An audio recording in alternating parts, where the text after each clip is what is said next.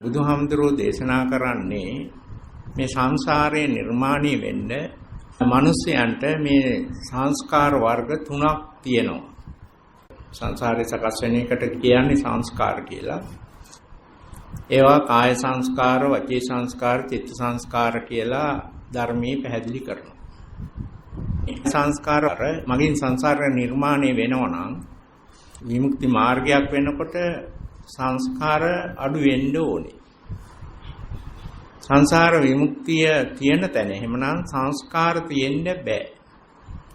එතකොට සංසාර විමුක්තියට ලං වෙනකොට එහෙමනම් සංස්කාර අඩුවීමක් තියෙනවා. එහෙමනම් සීල, සමාධි, ප්‍රඥා කියන ශික්ෂා තුන බුදුහාමුදුරුවෝ පෙන්වන්නේ සංස්කාර අඩු කිරීම. මේ සංස්කාර කියලා ගත්තම ධර්මයේ සංස්කාර කොටස් දෙකකට බෙදලා පෙන්නනවා. කුසල අකුසල කියලා වෙන් කරන එක සිදු වෙලා තියෙන මේ සංස්කාර මතයි. ඒ කියන්නේ දැන් කුසල පාක්ෂික කාය සංස්කාර හා අකුසල පාක්ෂික කාය සංස්කාර කියලා දෙවර්ගයයි. වචී සංස්කාර ගත්තොත් කුසල පාක්ෂික වචී සංස්කාර හා අකුසල පාක්ෂික වචී සංස්කාර කියලා දෙවර්ගයයි. එතකොට චිත්ත සංස්කාර ගත්තත් කුසල පාක්ෂික හා අකුසල පාක්ෂික කියලා දෙවර්ගයක් තියෙනවා. මේවෙන් කාය සංස්කාරයක් කරන්ඩ ඒකට උදව් වෙච්ච චිත්ත සංස්කාර තිබිය යුතුමයි. එහෙනම් කාය සංස්කාර කරනවා කියන්නේ කවුරු හරි ඉබේම ඒකට අනුගත චිත්ත සංස්කාරات කෙරිලාමාරයි. ඒකම වචී සංස්කාරවලත් මේ ගුණය තියෙනවා. වචී සංස්කාරයක් එක්ක අනිවාර්යයෙන්ම ඒකට උදව් වෙන චිත්ත සංස්කාර ටිකක් තියෙනවා. ඒ වුණාට තනියෙන් හැසිරෙන්න පුළුවන් සංස්කාර වර්ගයක් තියෙනවා. ඒ වර්ගය තමයි චිත්ත සංස්කාර. දැන් චිත්ත සංස්කාර විතරක් තියාගෙන ඉන්න පුළුවන්. සංසාරයක් හදන්නත් පුළුවන්. කාය සංස්කාර නැහැ එතන, වචී සංස්කාර නැහැ. සංස්කාර කියන ඕනම එකකට කියනවා කර්ම කියලා. කුසල් පාක්ෂික වුණත් කර්ම වෙනවා, අකුසල් පාක්ෂික සංස්කාරය වුණත් කර්ම වෙනවා. එහෙනම් කර්ම කියන ඒවා සංසාරයක් හදන දේ. මේ ගැනත් දැනුවත් වෙන්න ඕනේ. මොකද මේ භාවනාවක් දියුණු වෙනකොට මේ සංස්කාර අඩු වීම. එහෙනම් දැන් තමන්ගේ භාවනාව ප්‍රගතියක් තියද පරිහිමක් තියද කියලා ධර්මානුකූලව තමන්ට අවබෝධයක් ඇති කරගන්න නම් මේ සංස්කාර වල අඩුවක් ගැන ඒ භාවනාවෙන් ප්‍රකට වීමක් තියෙන්න ඕනේ. එහෙම නැතුව අලුත් සංස්කාර හදන ක්‍රමයක් භාවනාවෙන් තියෙනවා නම් ඒක භාවනාවක් වෙන්න බෑ. දැන් කර්ම කියන එකත් එක්ක වචනයක් එනවා. කර්මපත. දැන් කර්ම වලට වැඩිය බලගතුයි කර්මපත. කර්මපත කියන එක. ඒකට කුසල් පාක්ෂිකවත් තියෙනවා, අකුසල් පාක්ෂිකවත් තියෙනවා. මේ කර්මපත ගණයට වැටෙන දේවල් මොනවද කියලා බලන්න. සංස්කාර වර්ග දෙකක් එකතු වෙලා හැදෙන සංස්කාරයක් තියද ඒකට කියනවා කර්මපත. එහෙනම් කර්මය කියන එකට එක සංස්කාරයක් විතරක් තිබුණත් ප්‍රමාණවත්. කර්මපත වෙනකොට එක සංස්කාරය නෙමෙයි තියෙන්නේ, දෙක හෝ තුනක්. තනියක තියෙනකොට කර්ම වෙනවා. කර්මපත වෙනකොට සංස්කාර කීපයක් එකතු වෙලා තියෙනවා. කර්මපත වෙන්නේ මේ විදිහයි. දැන් කාය සංස්කාරයක් හැම විටම කර්මපතයක්. ඒ හේතුව කාය සංස්කාරයට උදව් වෙච්ච චිත්ත සංස්කාරයක් තියෙනවා. එතකොට චිත්ත සංස්කාරයි කාය සංස්කාරයි දෙක එකතු වුණු හින්දා එක කර්මපත.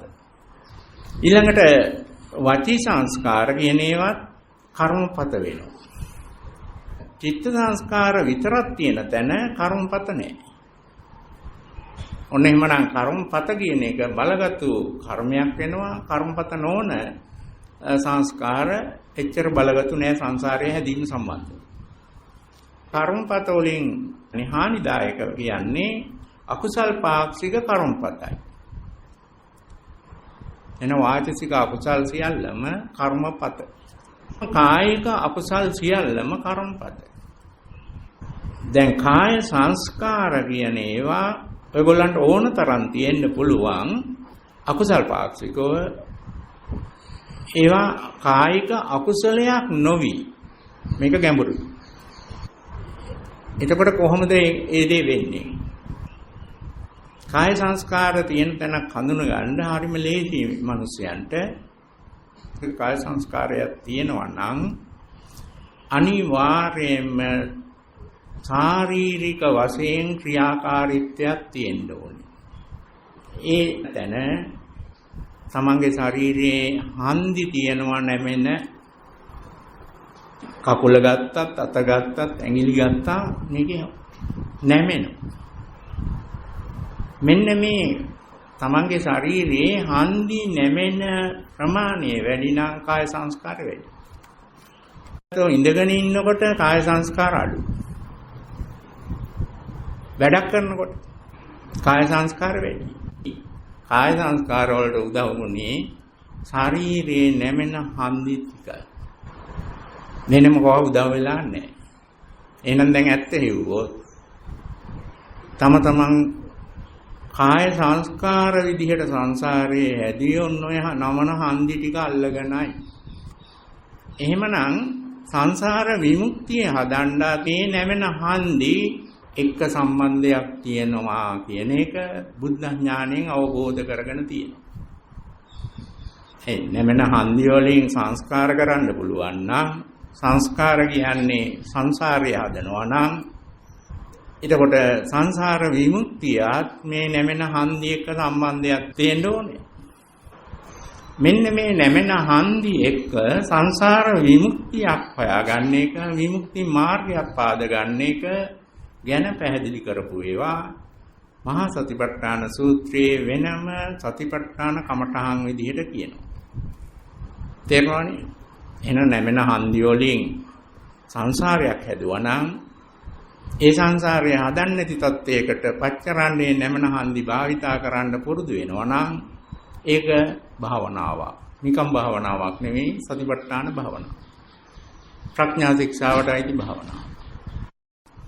එහෙනම් මේ කාය සංස්කාර කියන ඒවා අනිවාර්යයෙන්ම ක්‍රියාත්මක වෙන්නේ තමන්ගේ ශරීරයේ නැමෙන හන්දි තිබුණොත් පවණයි. දැන් ඔයගොල්ලන්ගේ ඔය හන්දි නමන එක බැරි වෙන්නේ කොයි වෙලේද? ඔව්. මරණයට පස්සේ බෑ. දැන් මරණවා කියන්නේ මොකද්ද මිනිහේ? දැන් පණ දින මිනිහෙක්ගේ නම් මහන්සි ගත්තෝ එක හන්දියක් හරි නෙමෙයි.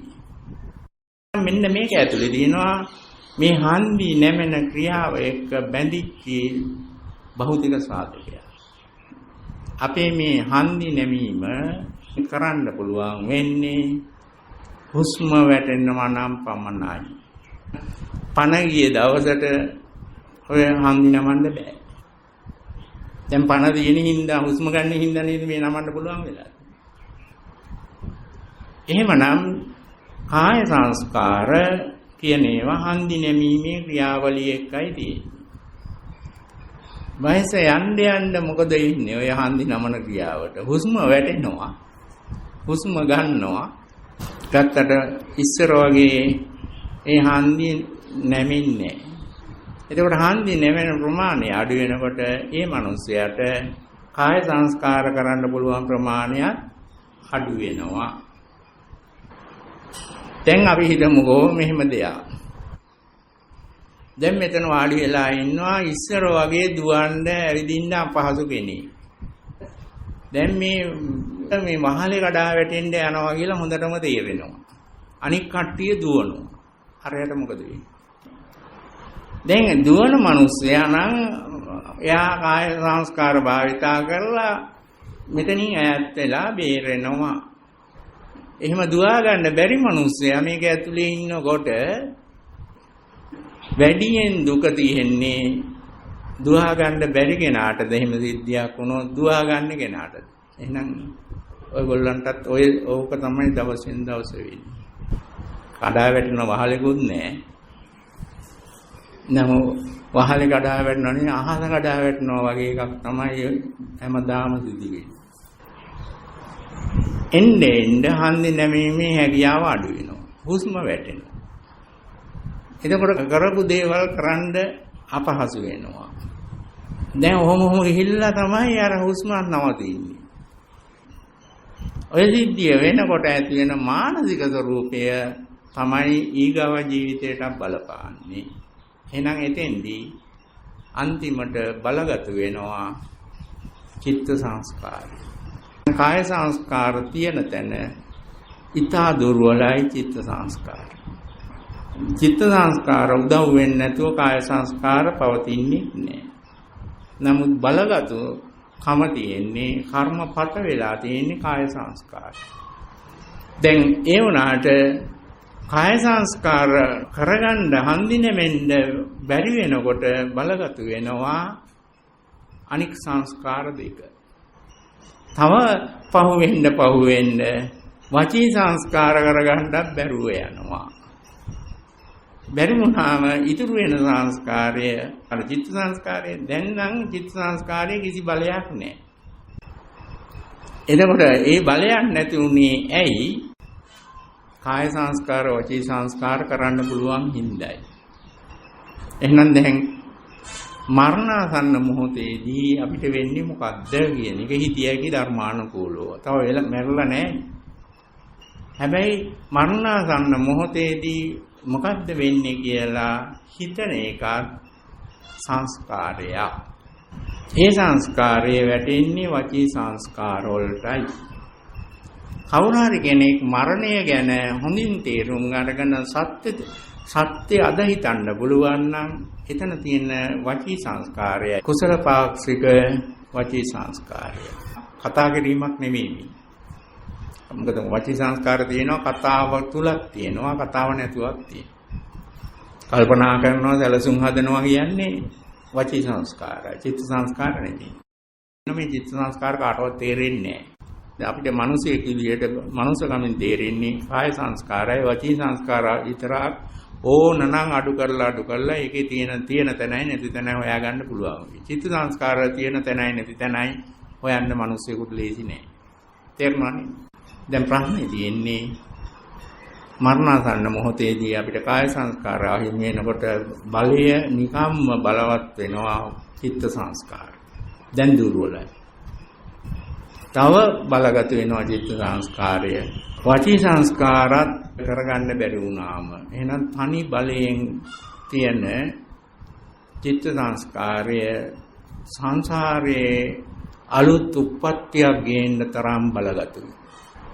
හැබැයි උප්පත්තියට බලපහන්නේ ඔයගොල්ලෝ ජීවිතේ වැඩියෙන් කරපු චිත්ත සංස්කාර ටික තමයි යා ගන්න හදන්නේ. එහෙමනම් දැන් චිත්ත සංස්කාරයක හොඳ පැත්තක් තිබිලා කාය සංස්කාරයේ නරක වුණාට මෙතන අවාසියක් නැහැ. ඒ වරුද්ද අවාසි නැහැ ඔය කියන ස්ථානේ.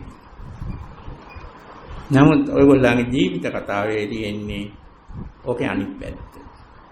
කායික ක්‍රියාව ලෝකයට පේන්න හොඳයි. නමුත් ඒ ක්‍රියාවට උදව් වෙන චිත්ත සංස්කාරයේ අකුසලයි. මොකක්ද ඒ කියන කතාව? චිත්ත සංස්කාරය අකුසල් පාක්ෂික වෙලා ලෝකයා මනින්නේ කායික ක්‍රියාව වෙන්නේ. කායික ක්‍රියාව කුසල් පාක්ෂික වගේ වෙනවා. මේක තේරුම් ගන්න වෙනවා මම එහෙම කරන තැන් කොයිවලද කියලා. දැන් උදාහරණයක් ගත්තොත් සරල උදාහරණයක් මෙහෙම ගත්තා කියලා. කාට හරි දැන් දෙමාපියන්ට වැඩිහිටියන්ට ගුරුවරුන්ට හාමුදුරුවරුන්ට වන්දනා කරනවා. කායික ක්‍රියාවක් නේද තියෙන්නේ වන්දනාව තුල. අපිට පේන්නේ එකක් නේද? කාය සංස්කාර තියෙනවා නේද? දැන් ඔයගොල්ලෝ බලන්න ඔය වඳිනකොට චිත්ත සංස්කාරේ සද්ධාව පෙරට වෙච්ච කුසල් පාක්ෂික දෙයක් වේ. දැන් ඔයගොල්ලෝ හරි ගෞරවයක් වගේ පෙන්නලා වන්දනා කරනවා බෙලක් වෙලාවට ඒ ගෞරවයන් නෙමෙයි එතන තියෙන්නේ රංගපෑම. මොකද රංගපහන්න පුළුවන් චිත්ත සංස්කාරය අකුසල් වෙලා ලෝකයාට පේන්න කාය සංස්කාරය වචී සංස්කාරය කුසල් වගේ පෙන්වන්න පුළුවන්. ඔන්නෝම කරපු ටික ලොකු ප්‍රඥාවක් අපේ මේ භාවනාවට. මෙතන තියෙන්නේ ධර්ම අකුසලයක් එතකොට. දැන් ඔයගොල්ලෝ වැඩි හිටියන්ට වඳින්නේ ගෞරවයෙන් සද්ධාවෙන් නෙවෙයි. එයාගේ මොනවා හරි කඩා ගන්න කරන වංචනික චේතනාව. යාළුවන්ට මිත්‍රයන්ට ගෙදර ඉන්නේවන්ට කතා කරනවා බොහෝම මෛත්‍රී කරුණා වචන. නමුත් ඒක ඇතුළේ තියෙන්නේ අකුසල පාක්ෂික චිත්ත සංස්කාරය. දැන් ඔන්න ඔහම හොර වැඩ ටිකක් අපි ළඟ වෙනවා. බොරුව තියෙන්නේ කොහෙද එහෙනම්? කර්මපතවලයි. චිත්ත සංස්කාරයට එකතු වෙලා තිනවා වචී සංස්කාර හෝ කාය සංස්කාර. දැන් එතකොට ওই මරණ මොහොත මරණාසන්න වෙනවා කියන්නේ කාය සංස්කාර නැති වෙනවා ඉබේම ස්වභාවිකව නැති වෙයි. ඒක හැම මිනිසයාටම පොදුයි. මොකද හුස්ම වැටෙන්නේ නැති වෙන කාය සංස්කාර නැති වෙලා යනවා. එතකොට කායික ක්‍රියා නැති වෙලා යනවා. හන්දි නැමෙන්න බැරි වෙන එක නෙමෙයි වෙන්නේ. අවසානයේ එක හන්දියක් හරි නමන්න පුළුවන් වෙන්නේ පණ දියෙන්න ඕනේ, හුස්ම ගන්න ඕනේ. තේරුණානේ? දැන් වචී සංස්කාරත් ඒ විදිහටම ටික ටික බැරුව යනවා කවදා. අන්නේ දාට අර වංචනික කරපු චිත්ත සංස්කාර වලට තමයි තනි විධායක බලය එන්නේ. එදාට රංගපාන්න බැරුව යනවා. ඔන්නෝක තමයි නරකකම. දැන් ඔය කියන කතා ටික එහෙනම් ඔයගොල්ලන්ට කවදා හරි සෙල්ලම දෙල්ලම වෙන දවසක් එන්නේ නැද්ද? එනවා. එන දවස තමයි අර දවස. මොකද චිත්ත සංස්කාර තනි වෙන දවස. දැන් ඔන්න අවදානම දීන්නේ ඉන්න හැම මිනිසයාටම ඔය චිත්ත සංස්කාර විතරක් තනි වෙච්ච මරණාසන්න මොහොතේදී ඒ වෙනකොට යම් කිසි කෙනෙක් පුහුණු කරලා තිබුණොත් අඩුම ගාන චිත්ත සංස්කාර තනියෙන් තියාගෙන මැරෙන්න කලින් මොහොතක් හරි පාස් කරගන්න පුහුණුවකින් හදාගෙන තිබුණොත් එයාට මේ වැරද්ද සිදු වෙන්නේ.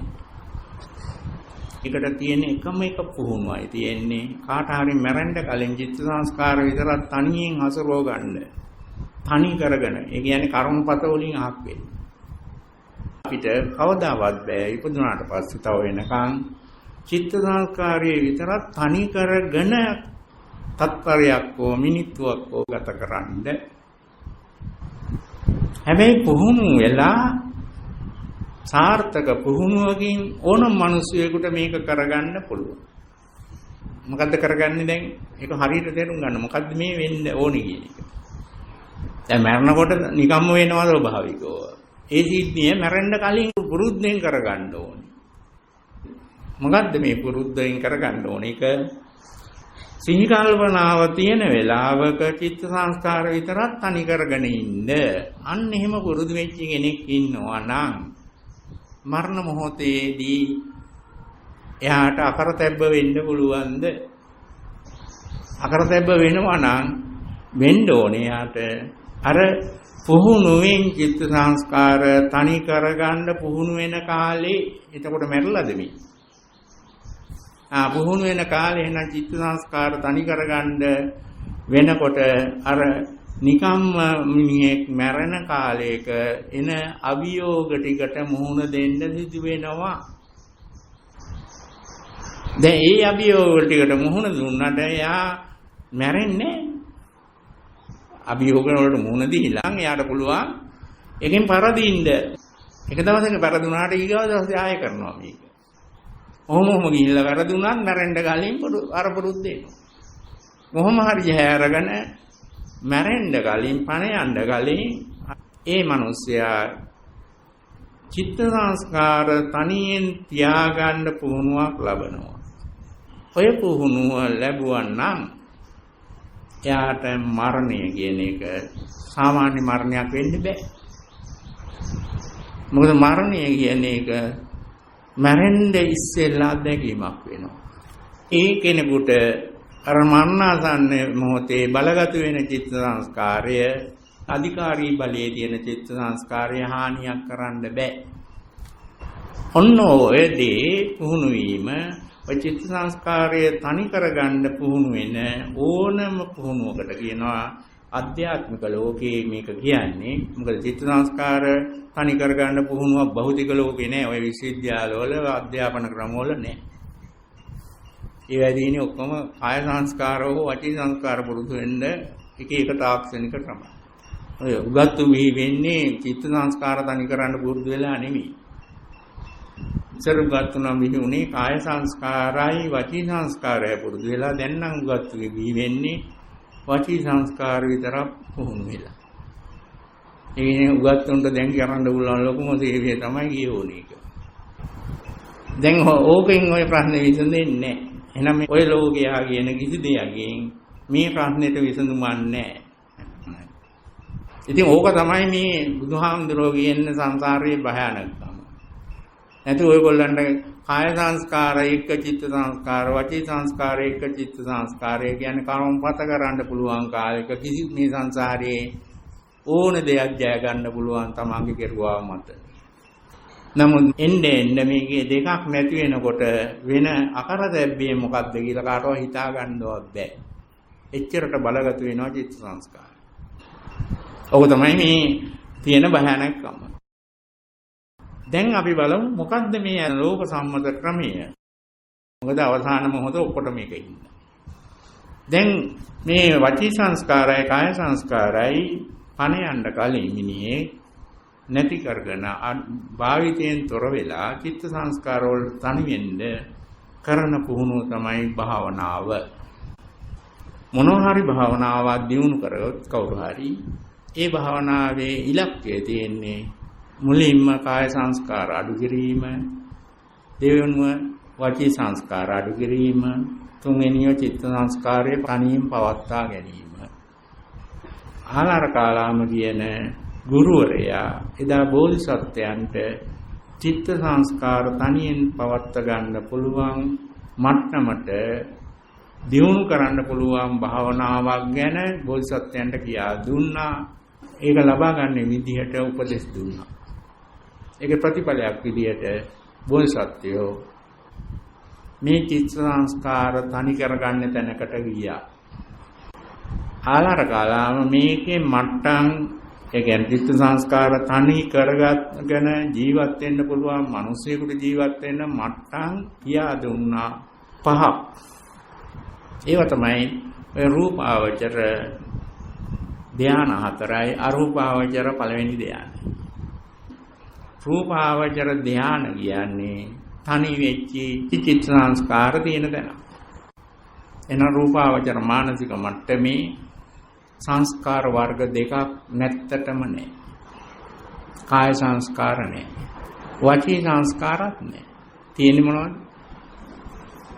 එහෙනම් දැන් අන්නේ රූපාවචර මානසික මට්ටමේ ඉන්නේ ගමන් මිනිසෙකුට පණ ගියොත් ඒ මිනිස්යාගේ උප්පත්තිය ඒ තියෙන මානසික මට්ටමේම උප්පත්තිය. ඒක මරණයයි උප්පත්තියයි අතර වෙනසක් නැහැ. ඒ කියන්නේ මරණ මොහොතේදී විච්චේ චිත්ත සංස්කාරයේමයි උප්පත්ති ලැබෙනකොට තියෙන්නේ. ওই විදිහේ වට කියනවා රූපාවචර ධාන. හැබැයි රූපාවචර ධාන ලැබලා ඊට පස්සේ ආයේක නැතිලා කාය සංස්කාර වචී සංස්කාර එක්ක ගනුදෙනු කරන කර්මපත වලටපත් වෙන මොහොතක යා මරුණොත් අර ගුණීනේ. ඒක හින්දා රූපාවචර ධානලාභී ධානයේ පිරිහෙන්නේ නැතුව මරුණොත් විතරයි ඔය කියන ගුණේ ඉන්නේ. බ්‍රහ්ම වෙන්නේ. පිරිහුණොත් මොකා වේද කියලා කවුරුවත් දන්නේ. ඒකේ අවිනිශ්චිතයි.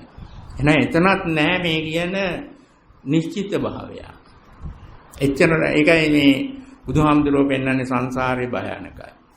එන්නෝ මේ භයානකම තියෙන්නේ ඇත්තටම චිත්ත සංස්කාර එක්ක කාය සංස්කාර වචී සංස්කාර ගනුදෙනු කරන තැන නෙවෙයි මේ චිත්ත සංස්කාර තනි වෙච්ච තැනයි. දැන් ප්‍රශ්නේ තියෙන්නේ ඔයගොල්ලන්ට කොහේ හරි තැනකදී අපේ ජීවිතේ කාය සංස්කාර අඩු වීගෙන ගියොත් ස්වභාවිකව වචී සංස්කාර අඩු වීගෙන ගියොත් ඉතුරු වෙන්නේ හරිනම් චිත්ත සංස්කාරය. නමුත් තනි වෙන්න දෙන්නේ මේක වළක්වන්නේ අකුසල පාක්ෂික ධම්මය. සිත තුල හටගන්නේ ධම්මයක්. ඒකට තමයි තීන මිද්දේ කියන්නේ. කරන කෘත්‍ය චිත්ත සංස්කාරය තනියෙන් තියන්න දෙන්නේ නැතුව ඒකක් නැති කරනවා. ඔන්නොච්චර බලයක් තීන මිද්දේ කියන ධම්මයට තියෙනවා. එහෙමනම් තීන මිද්දේ බලයට අහු වෙච්ච තැන තියෙන ස්වභාවික දේ තමයි නිින්ද. නිින්ද තුල එහෙනම් කාය සංස්කාරات නැහැ, වචී සංස්කාරات නැහැ, චිත්ත සංස්කාරات නැහැ. එහෙනම් නිදි මත කියන එක අපිට උප්පත්ති ඉඳලා හැමදාම ආවේ එකම තැන. නිදි මතේ ඉන්නේ අපිට කාය සංස්කාර අඩුලා වචී සංස්කාර අඩු වෙච්ච හැටි යාගේ බලේ එනවා. ඒක නම් ඔයගොල්ලන්ට ඉපදුණු දවසේ ඉඳලා හැමදාම වුණා. ඕකෙන් මේ කිසි ප්‍රශ්නයක් විසඳන එකක් නෙවෙයි. ඒ කියන්නේ දැන් අර අධ්‍යාත්මික ලෝකේ කියන අය කියන්නේ එක කරන්න ඕනේ. මොකද්ද කරන්න ඕනේ? එක්කෝ පුහුණුවකින් කාය සංස්කාර අඩු කරගන්න ඕනේ, පුහුණුවකින් වචී සංස්කාර අහක් කරගෙන ඒ පුහුණුව මගින්ම තීන මිද්දයට පහර ගහලා බලය අල්ල ගන්න ඕනේ, චිත්ත සංස්කාර තනියෙන් තියාගන්න. තීන මිද්දේ බලය අහිමි වෙනකම් මේක කරන්න බෑ. උපාවචර මානසික තත්ත්වය කියන්නේ නීවරණ යටපත් වෙච්ච තැනක තියෙන එකක් කියලා අහලා ඇති. චේතෝ විමුක්තිය කියන්නේ රූපාවචර මානසික තත්ත්වයේ ස්වરૂපය. චේතෝ විමුක්තිය තුළ සංස්කාරයක් තියෙනවා, චිත්ත සංස්කාර තියෙනවා. ඒ සංස්කාර නැති ස්වરૂපයක් නෙවෙයි. බුදුහාමුදුරුවෝ නිවන තියෙන්නේ සංසාර විමුක්තිය තියෙන්නේ සංස්කාර නැති තැනකයි කියලායි කියන්නේ. එහෙනම් චේතෝ විමුක්තිය තුළ නිවනක් නැහැ. සමත භාවනාවෙන් මේ සිද්ධාන්තයයි ක්‍රියාත්මක. ඔයගොල්ලෝ කරන භාවනාව සමත භාවනාවක් නෙවෙයි. තේරුණා නේද? ඒක කියන්නේ දැන් දැනගන්න ඕනේ. දැන් අපි කරන භාවනාව ඔහොම එකක් නෙවෙයි. මේ සතිපට්ඨාන භාවනාවල තියෙන්නේ ප්‍රඥා විමුක්තියයි. මොකද ප්‍රඥා ශික්ෂාවක් එක්ක විමුක්තිය මේ ලැබෙන්නේ. චේතෝ විමුක්තිය ලැබෙන ඔක්කොම තියෙන්නේ සීල ශික්ෂාවයි සමාධි ශික්ෂාවයි විතරයි. දැන් ඔයගොල්ලෝ කරන්නේ ප්‍රඥා ශික්ෂාවට අනුගත භාවනාව. ප්‍රඥා විමුක්තිය තියෙන තැන අපිට හඳුනගන්න බෑ. ඒක හඳුන ගැනීම තමයි බුද්ධත්වය. බුදුහාමුදුරුවෝ කියන දේ ශ්‍රාවකයා කරොත් ලැබෙනවා ප්‍රඥා විමුක්තිය කියලා විශ්වාස කරන්න ඕනේ. ශ්‍රද්ධාවෙන් ගෞරවයෙන් විශ්වාස කරන්න ඕනේ ශ්‍රාවකයා. දැන් අපි බලමු ප්‍රඥා විමුක්තිය ලැබෙන ක්‍රම වලට කියන්නේ විපස්සනා භාවනාව. දැන් ඔයගොල්ලෝ කරන්නේ ඉරියාපත පබ්බේ තියෙන විපස්සනා භාවනාව. ඒ කියන්නේ සක්මන් භාවනාව කියලා කියන්නේ ඉරියාපත පබ්බේ තියෙන භාවනා ක්‍රමය. ඒක සම්පජාන පබ්බෙත් තියෙන. මේකට ගන්නේ කාය සංස්කාර එක්ක ගැලපීම, හන්නේ නෙවීමේ ක්‍රියාවලියක් එක්ක කරන භාවනාව. සිද්ධාන්තය වෙන්නේ දැන් ඇත්තටම අපි ඇවිදින එක චේතනාපූර්වක කායික ක්‍රියාවක්. ඒක චේතනාවක් තිබුණා, චේතනාව හින්දා සංස්කාර වුණේ. කායික ක්‍රියාව චේතනාපූර්වක වෙනකොට කාය සංස්කාර වෙනවා. දැන් මේ කමඨානේ සතිය පවත්වාගෙන යනකොට චේතනාව අහක් වෙලා කායික ක්‍රියාව ඉතුරු වෙනවා. ඒක වෙන තැන හොයන්න යන්න එපා. මෝඩයා වගේ කරන්න ඕක. මේ කමඨාන් වල මෙහෙම වෙනවා කියලා අවබෝධ කරගත්තේ බුදුහාමුදුරුවෝ. දැන් බුදුහාමුදුරන්ගේ ශ්‍රාවකයා මේක වෙන විදිය හොයන්න යන්න ගියෝ ශ්‍රාවකකම අහිමි වෙන්නේ. ඔය දීලා තියෙන උපදේශ අනුගමනය කරන්න. එහෙනම් පළමුව මොකද්ද වෙන්නේ? කායික ක්‍රියාව ඉතුරු වෙනවා, චේතනාපූර්වක භාවය අහක් වෙනවා. අන්න එහෙම චේතනාපූර්වක භාවය ඇවිදීමෙන් අහක් වෙන්න තමයි අර ඇවිදින වෙලාවට උණුසුම් සීතල කම්පන චංචල වගේ ධාතු ගුණ ඉස්මතු වෙන්නේ. ඒ වුණාට දැන් මෙතන ඒ ඇවිදින කාලේදී අර සමත භාවනාව වගේ නෙවෙයි, වචී සංස්කාර ලොකු ගොඩක් අහක් වෙන්නේ නැහැ. ඔය තියෙනවා. එක එකව මතක් වෙනවා, කල්පනා කරනවා, ඒත් අරකම කරන්නේ. ඒක අර මතක් වෙන එක නවත්තන්න උත්සාහ ගන්න ඕනේ නැහැ. ඊට පස්සේ උපදෙස් දෙන්නේ මොකද්ද? අර දැනෙන ධාතු ගුණයට ඇලෙන්නේ ගැටෙන්නේ නැතුව ඉන්න. ඒ දැනුම එතකොට කකුල ස්පර්ශ වෙන දැනුමට අමතර දැනුමක්. ඉස්සෙල්ලා භාවනාවේ ආධුනිකයා කරන්නේ ඇවිදීමේ කකුල පොළවේ වදින එක විතරයි අවධානය තිබ්බේ. දැන් ඒ අවධානය එක්ක ඒ අවධානය ඉබේ පිටලා තමයි අර කයෙන් ධාතු ගුණේ ඉන්නේ. ඒ දැනෙන ධාතු ගුණයට ඇලෙන්න ගැටෙන්නේ නැතුව හිටියාම ඒක තුලින් ඔයගොල්ලන්ගේ අර ඊට පෙර තිබිච්ච වචී සංස්කාර අඩු වෙනවා. පාට ඔක්කොම නැති වෙන්නේ නැහැ. මෙහෙම භාවනා කරන කාලේ වැඩි කරොත් භාවනා කාලයේදී කාය සංස්කාර කායික ක්‍රියාව බවට හරවනවා. තව හොඳට කරන්න ගියාම වචී සංස්කාරය නැති වෙන්නේ චේතනාවේ නැතිවීම පමණක් නෙමෙයි මෙතන මේ. තව විදිහකට මේ සංස්කාර නැති වෙන්න පුළුවන්. දැන් ඇවිදීමේ කායික ක්‍රියාව ඉතුරු වෙලා කාය සංස්කාරය නැති වුණා. චේතනාපූර්වක භාවය නැති වුණා. ඒ වගේම මොනවා හරි දේවල් මතක් වෙලා ඒවා එක කල්පනා කරලා සැලසුම් ඇදීමක් කරන්න පුළුවන්. චේතනාපූර්වක නැතුව ඉස්සර පුරුද්ද අනුව ඒක මනින්න යන්න එපා. මගේ තියෙන්නේ හිම එකක්ද නැද්ද කියලා චෙක් කරන්න ගියොත් චේතනාපූර්වක වචී සංස්කාර වැඩි වෙනවා. ඒකයි අර මෝඩය වගේ කරන්න කියන්නේ. දැන් මේ භාවනා ක්‍රම පුරුදු වෙනකොට වෙනවා වචී සංස්කාරය නැති වෙලා යනවා, වාචික ක්‍රියාව පවතිනවා. ඔයගොල්ලෝ හුඟා මුලාවටපත් වෙනවා. මතක් වෙන එක නවත්තන්න උත්සාහ ගන්නවා. මතක් වෙන එක නවත්තන එකක් නෙමෙයි මේ ප්‍රඥාව යුක්තිය අවශ්‍යයි. මතක් වෙන එක සංස්කාර ස්වරූපයෙන් අහක් කළා වාචසික ක්‍රියාව වෙන්නේ. ඒ කියන්නේ කතාවක් නෙමෙයි මේ ක්‍රියාව කියන්නේ. කල්පනා වුණාට එතන චේතනාපූර්වකව කල්පනාව මෙහෙවන්නේ. එතකොට ඒක විපාක ස්වරූපයක් වගේ, පරණ පුරුද්දක් වගේ නිකන් සිදු වෙනවා ගලාගෙන. අපි කරන පුහුණුවෙන් කායික ක්‍රියා ඉතුරු වෙනවා, කාය සංස්කාර ගති නැති කරනවා. වාචික ක්‍රියාව ඉතුරු වෙනවා, වචී සංස්කාර නැති වෙනවා. තේරුණානේ? ප්‍රඥාවෙන් තිය තව වැඩි වෙනකොට චිත්ත සංස්කාර නැති වෙලා මානසික ක්‍රියාව ඉතුරු වෙනවා. ඔන්න රහත් භාවයේදී. එවැනි භාවනා ක්‍රම විපස්සනායි. ප්‍රඥා විමුක්තියේ කාරකය ක්‍රියාකාරීත්වයේ තියෙන්නේ පුහුණුවේ බලයේ තියෙන්නේ අනාල ගුණය. ඇලෙන්නේ නැති, ගැටෙන්නේ නැති ගුණය. හැම දෙයකම මේක එන්න. ධාතු ගුණයට ඇලෙන්නේ ගැටෙන්නේ නැතුව වගේම මතක් වෙන එකට ඇලෙන්නේ ගැටෙන්නේ නැතුව හිටියේ නැත්නම් ඉස්සරහදී භාවනාව දියුණු වෙන්නේ. ප්‍රඥාවේ ශික්ෂාවේ ගුණ මුක්ති ගුණය යටපත් කරන ගුණය නෙවෙයි අනාල ගුණය. අනාල කියන්නේ ඇලෙන්නේ ගැටෙන්නේ. තේරුණානේ?